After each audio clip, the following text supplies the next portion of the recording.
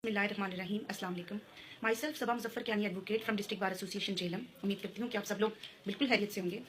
अगर किसी खातून के ऊपर कोई फौजदारी मुकदमा जो है वो हो जाता है या किसी भी खातून के ऊपर किसी भी नेचर के ऑफेंस की कोई भी FIR जो है वो लॉन्च होती है, तो क्या बेहसियत खातून उसे अदालतों से कोई रिलीफ मिलता है? ये वो टॉपिक है जो आज मैं डिस्कस करने जा रही हूँ और इस हवाले से मैं अपना एक स्पेशल मुकदमा जो है, जो कि मनशियात का मुकदमा है, आप लोगों के साथ शेयर करना चाहती हूँ।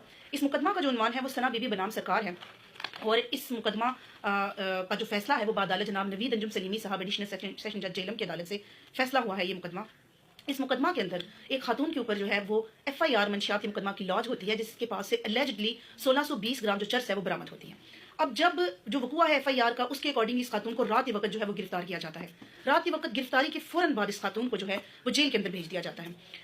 अब कानून तो ये कहता है कि किसी भी बंदे की जब फौरन से गिरफ्तारी हो जाती है तो उसको 24 घंटे के बाद मजिस्ट्रेट के सामने पेश किया जाता है और उसका जो फिजिकल रिमांड है, जो फिजिकल कस्टडी है उस बंदे की, वो पुलिस जो है वो अटेन करती है किसी भी तरह की रिकवरी के लिए और इन्वेस्टिगेशन के लिए। वो ये जो फिजिकल कस्टडी है वो अटेन करती है। और ये फिजिकल कस्टडी जो होती है और जो रिमांड है बेसिकली 3 तरह का होता है: transit remand, judicial remand and physical remand.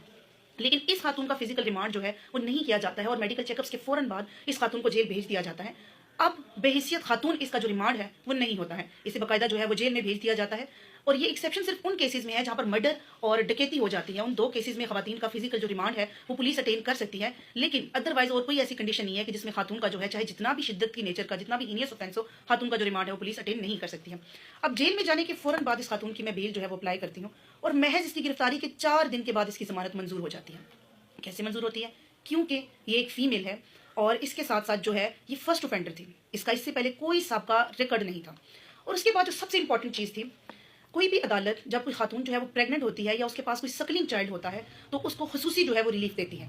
अब यहाँ पर ये खातून प्रेग्नेंट नहीं थी, इसके पास एक सकलिंग चाइल्ड था, एक सकलिंग फीमेल बेबी थी जो कि 6 मंथ्स की थी, जिसके हवाले से मैंने सुप्रीम कोर्ट ऑफ पाकिस्तान की बेशुमार जो अथॉरिटीज़ हैं वो शेयर की, वो मैंने पेश की। जो ऑनरेबल कोर्ट जो उस वक्त मौजूद थी, उन्होंने इस बिना पर उस खातून की जो है वो जमानत जो है महज इसकी गिरफ्तारी के 4 दिन के बाद जो है वो मंजूर कर ली और ये खातून जो है वो बाहर आ जाती हैं। लेटर ऑन इस खातून को इसी केस में मैं बरी भी करवा लेती हूँ और वो भी इस बुनियाद पर कि जब मैं पुलिस रिकॉर्ड चेक करती हूँ तो FIR की कहानी जो है वो ये कहती है कि इस खातून को रात के वक्त फलां मौका से इस तरह से उठाकर जब इसके पास से चर्च बरामद होती है और ये वहाँ पर सेल कर रही होती है तो गिरफ्तारी जो है इसकी की जाती है। लेकिन पुलिस का रिकॉर्ड ये कहता है कि ये खातून जो है वो बच्चे के साथ जेल के अंदर जाती है। ये जेल का रिकॉर्ड है जो ये बात कहता है कि इस खातून को बच्चे के साथ गिरफ्तार करके जो है वो जेल में भेजा जाता है, जबकि जो FIR की कहानी है वो बिल्कुल साइलेंट है इस हवाले से। इस खातून के साथ कोई सकलिंग चाइल्ड भी था जिसको गिरफ्तार करने के बाद जो है वो जेल के अंदर डाला गया है। तो इस ग्राउंड पर हमने इसकी जो है बेल भी करवा दी।